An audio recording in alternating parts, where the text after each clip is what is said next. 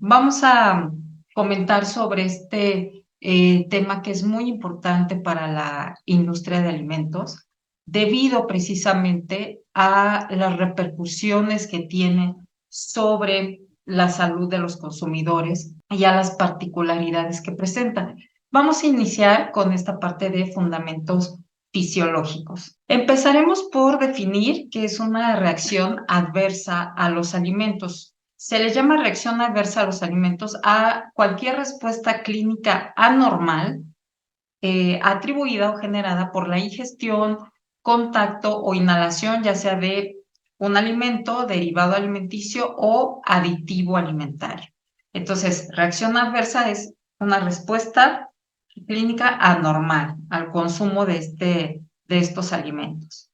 En el caso de la alergia alimentaria, también llamada hipersensibilidad, esta es una reacción adversa que se va a presentar en un individuo tras la ingesta de un alimento que nos dice aquí de patogenia inmunológica comprobada. Es decir, el problema no es que el alimento esté contaminado con alguna bacteria o con alguna toxina, no, aquí la situación es que el alimento sí tiene esta característica de patogenia inmunológica comprobada. Se va a producir esta reacción adversa, se va a producir en individuos que, como nos dice aquí, previamente han sido sensibilizados. Veremos más adelante en qué momento se puede sensibilizar el individuo.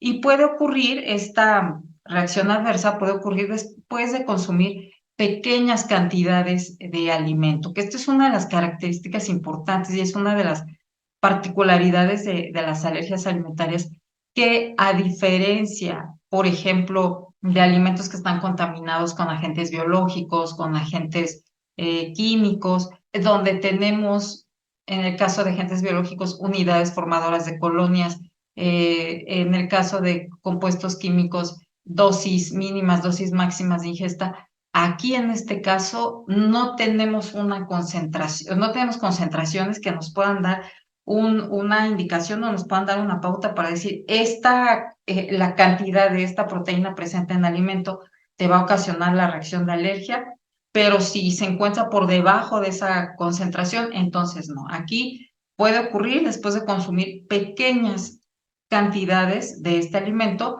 prácticamente desde trazas del alimento, ¿no? Que pudieran estar presentes. La intolerancia alimentaria es, aquí también es la respuesta clínica a un alimento en cuya daño o patogenia no interviene o no se ha podido demostrar un mecanismo inmunológico. Es decir, mientras que en la alergia sí participa el sistema inmune, en la intolerancia alimentaria no. Puede incluir, nos dice aquí también, respuestas de tipo farmacológico, metabólico, tóxico o idiopático, ¿no? Es decir, la intolerancia se puede presentar después de, a lo mejor, de haber estado consumiendo un medicamento por alguna situación de salud, por alguna deficiencia en alguna enzima, que sería el caso del metabólico. Idiopático nos dice aquí, se desconoce la causa, es decir, simplemente ocurre sin una causa aparente. ¿Qué antecedentes tenemos respecto a este tema tan importante de las alergias? Nos menciona la información que aproximadamente un 20% de la población presenta durante su vida una reacción adversa alimentaria. En los últimos tiempos, esta cuestión, este tema relacionado con las alergias ha aumentado su preocupación, sobre todo, obviamente, su control para la industria de alimentos, para el servicio de alimentos también, debido a, bueno, precisamente el aumento de este tipo de situaciones, generalmente asociados a las formulaciones de los alimentos, a los nuevos tipos de producción de alimentos que se han generado y que precisamente pudieran ocasionar contaminaciones cruzadas a lo largo de estas preparaciones o de estas manipulaciones de alimentos y sobre todo asociado también a la repercusión que generan en el consumidor. Entonces, sí, este aumento por el control de los alérgenos alimentarios ha ido en aumento. Tenemos hoy día sistemas de gestión de inocuidad alimentaria, donde el programa de control de alérgenos es uno de los elementos importantes a evaluar, a demostrar que se tiene implementado y que es una exigencia de todos los sistemas de gestión de inocuidad alimentaria. Según hallazgos realizados en estudios, sobre todo en niños, recordemos que los niños dentro de este contexto de inocuidad alimentaria, dentro de todo lo que tiene que ver con la industria y el servicio de alimentos, los niños forman parte del grupo de consumidores de riesgo. Recordemos que los consumidores los podemos clasificar en consumidores sanos y en consumidores de riesgo. Los consumidores de riesgo, pues son aquellos que tienen alguna deficiencia o alguna particularidad en su sistema inmune y que por lo tanto los hace más susceptibles a generar, obviamente, problemas de enfermedad que pueden desencadenar incluso en la muerte. Y dentro de estos consumidores de riesgo, pues se encuentran los niños, se encuentran los adultos mayores, se encuentran personas en tratamientos de quimio o radioterapia, se encuentran mujeres embarazadas, pacientes, como les mencionaba, que están con sistema inmune afectado, como los tratamientos antes mencionados, o bien pacientes con VIH.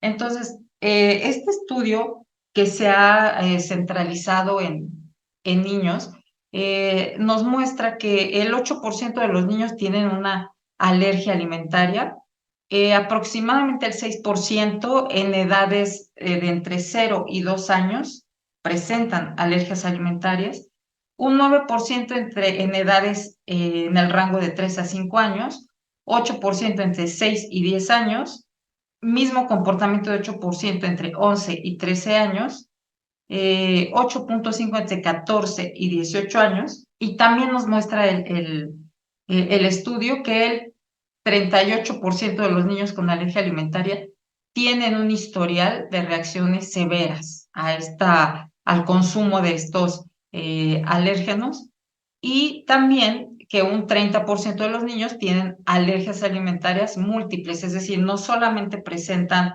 la alergia a un alérgeno específico, sino puede haber multiplicidad, puede ser a varios de ellos, ¿no? Las alergias más comunes son a los cacahuates, seguido de leche y de mariscos. Toda esta información tomada del país Estados Unidos, donde se han hecho, pues, y se tiene mucha información respecto a estos estudios asociados a las reacciones alérgicas. Por eso es que en este país en específico, pues su principal alérgeno son precisamente los cacahuates, sin dejar de lado otros más. Bueno, entonces, en el caso de los niños, este es el comportamiento que se observa. ¿Qué factores predisponentes existen? Que también ya se ha estudiado. Existe un factor genético, es decir, el riesgo de que un niño sea alérgico va de un 25 a un 40% de probabilidad si es que uno de los padres es alérgico. Aumenta de un 50 a 70% cuando ambos padres son alérgicos, y si no hay antecedentes de atopia, es decir, no hay antecedentes de alergia en los padres, el riesgo va de un 5 a un 15%. Entonces, sí hay un factor genético predisponente. También está el factor prenatal.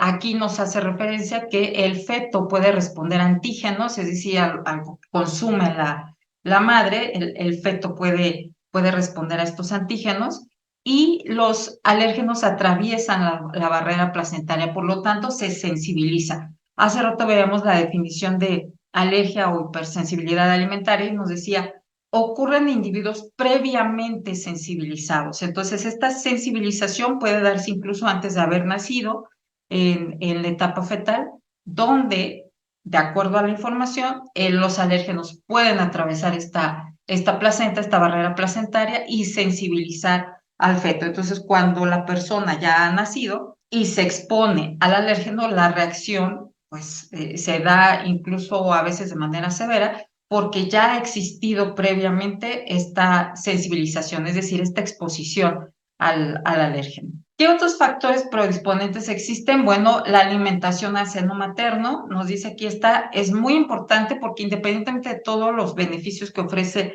la lactancia materna, retrasa la exposición a los alérgenos, específicamente a la leche de vaca, mientras el niño madura el sistema inmune. Y esto está asociado obviamente a la permeabilidad de la mucosa gástrica del niño, que junto con el sistema inmune va madurando, se va haciendo mucho más selectiva, no permite el paso directo de ciertos antígenos y entonces, pues precisamente se retrasa a través de la lactancia materna la exposición a ciertos alérgenos y le da oportunidad al sistema inmune que madure. Ahora, a través de esta lactancia materna, pues también el niño está adquiriendo o se promueve la presencia de bifidobacterias intestinales que precisamente ayuda en toda esta protección gástrica y por lo tanto evita que el niño sea expuesto a los alérgenos. Esto va de la mano también con el proceso de ablactación del niño, es decir, cuando el niño comienza ya el consumo de alimentos sólidos, ya después de haber pasado su proceso de lactancia materna. ¿Cómo debe de hacerse este proceso de ablactación?